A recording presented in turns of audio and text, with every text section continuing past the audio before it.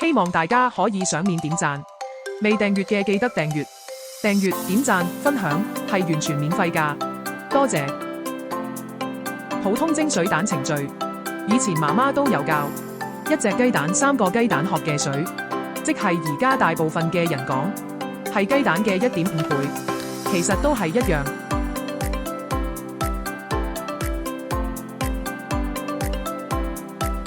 將雞蛋加1茶匙海鹽發勻，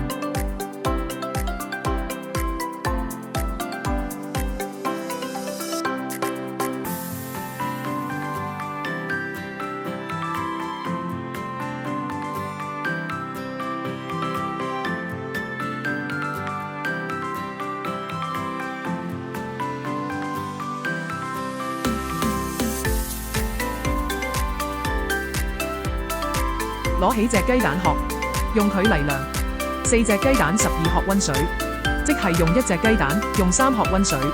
水嘅溫度最好係50度左右，即係一半熱水，一半凍滾水。原因係令到蛋比較溫暖，放落鑊蒸嘅時候溫差唔會太大，唔令到水蛋起泡。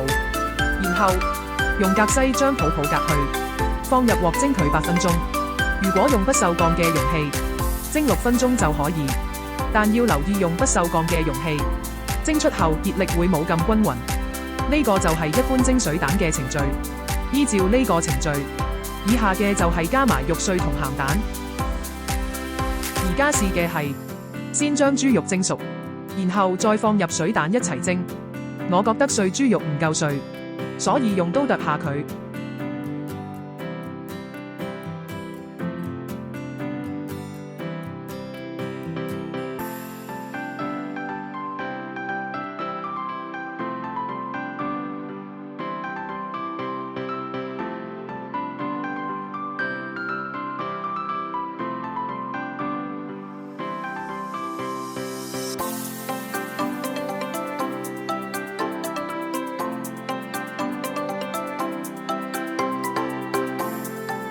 我只係買到熟嘅鹹蛋黃，如果你嘅係生嘅話，你可以放埋入啲碎豬肉一齊蒸熟。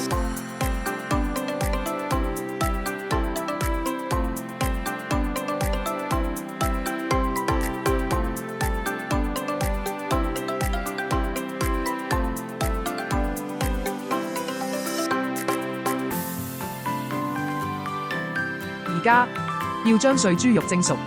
如果生鹹蛋就一齊放埋入去蒸，需要大火隔水蒸5分鐘。一樣，加1茶匙海鹽，將4隻雞蛋發勻。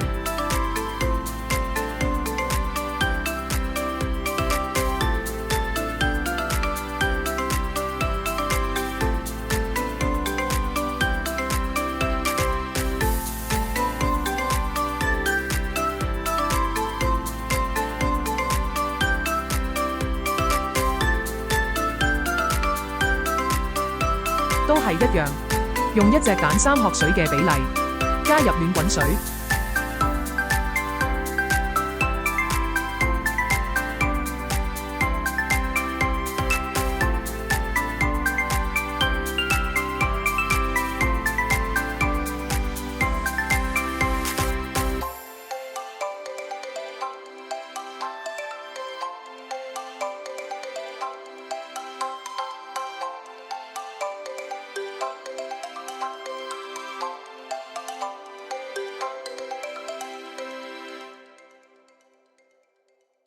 而家要蒸10分鐘，之後用筷子試下佢，碟中間部分，如果仲係液體，就冚蓋蒸多2分鐘。蒸出嚟嘅效果係外觀好靚，請朋友返嚟食飯，應該係冇得輸。但有一個敗筆，上面蒸蛋下面肉餅，好似互不干擾。就好似雙層巴士一樣，味道唔夠融和。跟住就試一下點樣可以將味道更融和。鹹蛋肉餅已經蒸熟，都係蒸5分鐘。將肉餅連埋蒸出嚟嘅汁一齊捏散。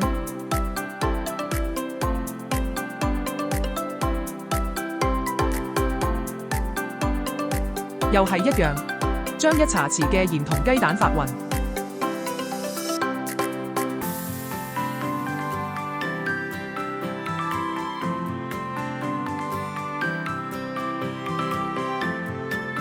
都係一樣，用1隻蛋3殼水嘅比例，加入暖滾水。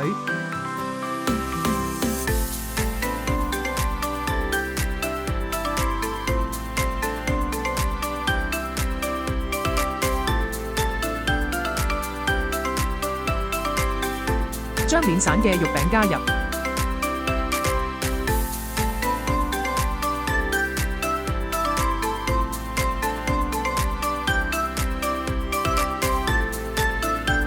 將鹹蛋黃加入，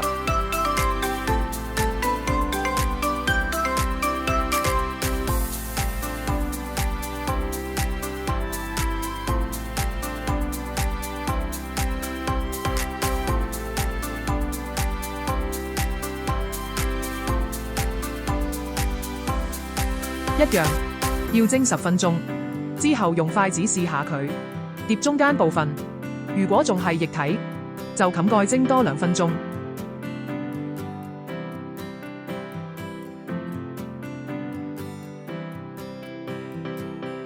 出嚟嘅效果係，蛋雖然冇咁好睇，但味道比較融和。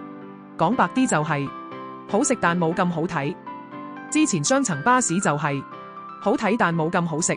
大家可以2款都試下，睇下邊款啱自己。